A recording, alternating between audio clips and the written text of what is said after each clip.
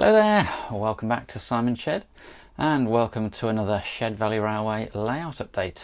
It's time for an update on my N-gauge model of part of the Severn Valley Railway. So 2021 well underway. Hope you're all well, and more snow. Yes, although due to the sort of magic of editing and stuff, it'll all be gone.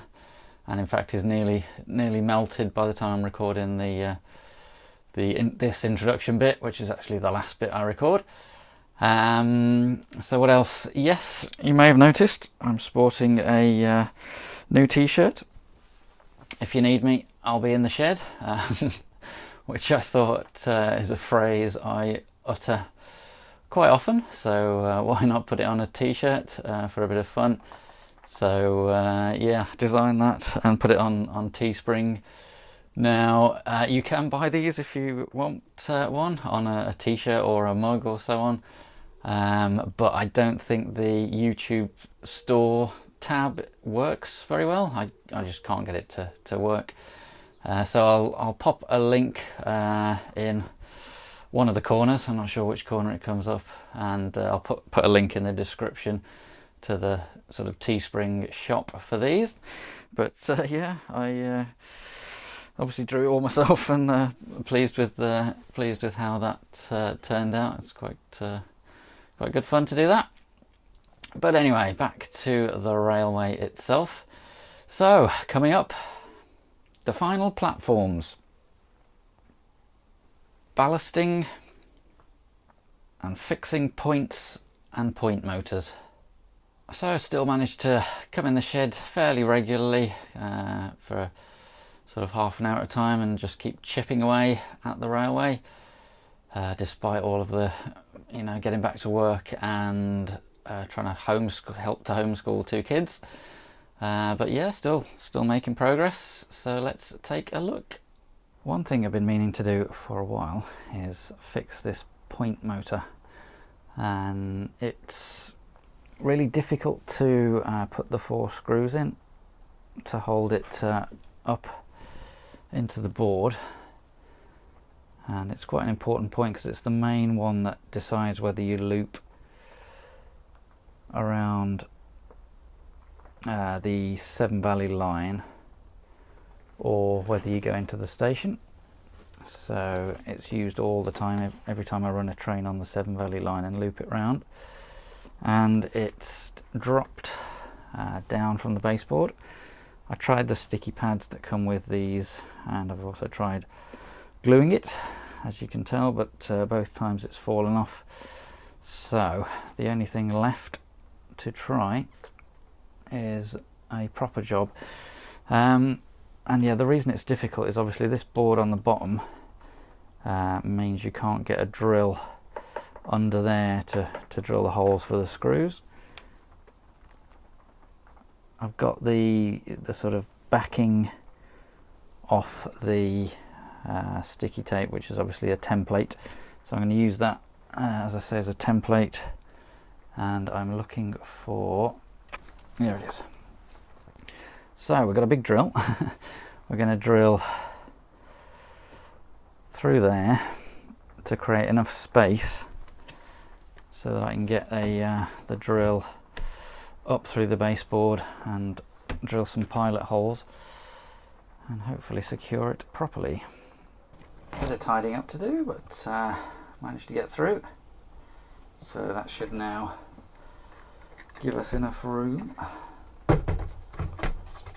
to get the drill up to there to drill the pilot holes. Wow, a good half an hour plus later, and a slight injury to my thumb. It's not pretty, but it's holding and getting it to stay there. I'd just get it in there and try it, and the black wire kept falling out, so I couldn't test it. So I'd put that back in, and then the screws would fall out. And then it didn't quite fit, so I had to take it all off and shave the sort of glue old glue and bits of wood off the top to make it go up far enough that the little metal bar actually reaches, and that's when I injured my thumb. So yeah, I know why I was putting that job off now, but it's done. Hurrah, we can now run trains in a nice loop around the Severn Valley line again. Okay, we are back on the Kidderminster end of the layout, and I've got a couple of things to show you that I've built for the layout. And first of all, you won't be able to tell, but it absolutely stinks of varnish at the moment because I've just sprayed it with matte varnish. It is the station platform for this area, which is kind of the final platform for the Severn Valley Railway.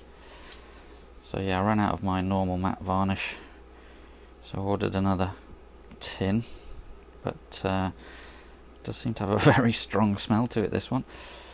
But yeah, that's done. It's a very sort of deep platform, and the reason for that is not all of that is going to be used as actual platform. You can see there's a curve that end as well, so let me show you. On here I've cut away some of the card there, and there's even a little notch there to remind me that it fits into that little notch there. So that is now flush with that surface to get it level, and I'll just have to sort of use that bit will be the platform, but obviously I still needed the floor surface for the rest of it. And I think I've sort of got the curvature right. I've been testing it with a loco to make sure it clears there, which it seems to do fine.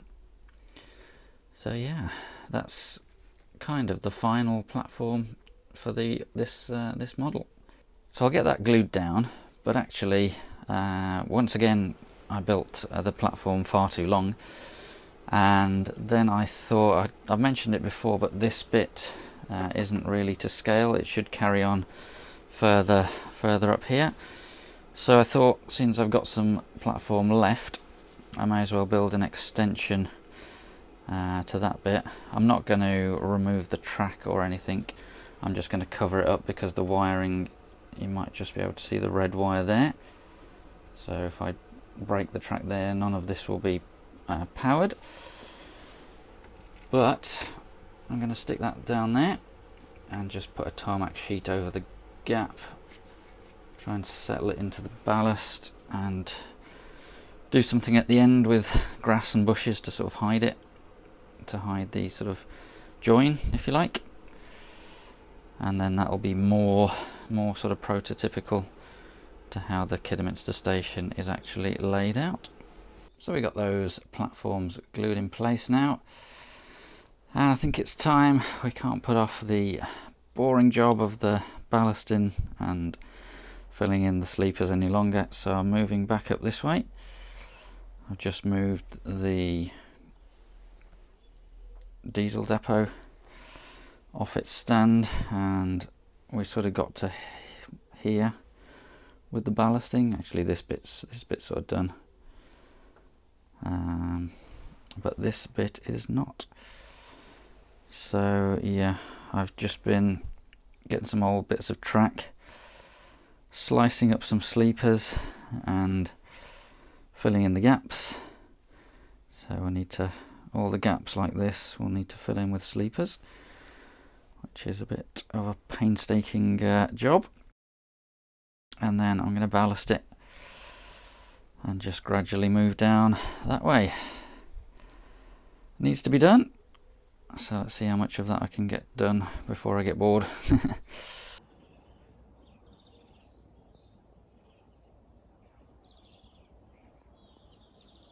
And it's been a while, but I haven't shown you my little Christmas haul yet, so let's go through a few bits that I had for Christmas.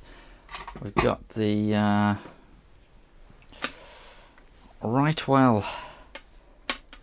magnifying headset. So you got your different lenses in there, and you've got a very bright LED, and you just clip that into there, and you can either have like glasses attachments or the elastic. It's not the comfiest thing in the world to wear, but it does the job, and it'll certainly help me with the sort of kit building, scale scenes kits and so on. So yeah, that should feature in upcoming videos.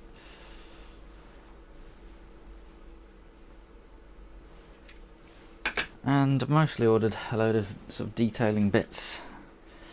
So we got wanted some, always on the lookout for modern cars, so we got the Oxford Disco, Land Rover Discovery. So yeah, that should look good on Comberton Hill. We got a load of stuff from Scale Model Scenery that I'll show you in a minute, but got 3 Metcalfe mini kits. I don't think there is one of these on the Severn Valley. Correct me if you know that I'm wrong. But it just looked really good and I wanted to build it, so we'll find somewhere for that. These will be useful. Potentially lots of different places. Maybe detail in the yard by Kidderminster. And this for the allotments when I sort of improve that area. We'll come back to that later. As I said, I got a load of stuff from Scale Model Scenery. Barrels. And we got skips. There for the sort of yard area by the turntable. And for all over the layout really, on the Severn Valley bit. We got some speed restriction signs. Old school speed restriction signs. We've got some little detailing drainage, manhole covers and so on. More signs for the Severn Valley line. And again for the turntable yard sort of area. Thought I'd try one of the shipping containers. That's a laser cut kit. Also picked up again for the allotments the Gauge Master Kestrel, what do they call it, nurseries. So yeah, that should we'll see what's in there, but I'm going to use bits of this for the allotments, improving that. I've not even opened that yet, so we'll see what's in there. And finally, just having a little browse on eBay to see if I could find anything to decorate the shed walls. I did put a bid on one thing and then forgot about it. It was this, what I thought was a nice old metal sign, and I bid £1.99, which was the minimum. Completely forgot about it, and then it came, and it's actually a very thin piece of paper, but it will still go on the wall and look good. So yeah, kind of look a bit lost on its own, but I need to get a lot more of those. I think different sort of railway harness stuff to stick on the wall would be good. So yeah, the dangers of eBay. Right, back to the layout. It's time for another repair, this time on a point where the blades have popped out. Let's take a look. So I may have shown it to you before when it was broken, but I didn't film anything at the start. But yeah, the point blades here and here just popped out and were just loose. So I started ripping up this track to take it all out and got this point out and cut the frog wire, which is underneath the frog. And then once it was out, because I have tried to glue it many times before, but it never worked. Once it was out, it was a lot easier to pop the blades back in, and I just put a bit of plastic glue in to sort of help to sort of melt the plastic back onto the rail. And yeah, it seemed to work, so tentatively put it back in, and all seems good now. So yeah, annoying that I had to rip all this track up to do it, but it does seem like it's going to work. And just putting it back in, I think I've got all of the fish plates nicely locked in now. That is the hardest bit. It's always when the two tracks meet and you're trying to fit that one bit in the middle. That is always the most difficult bit. But yeah, that's looking good. Another job done. Morris.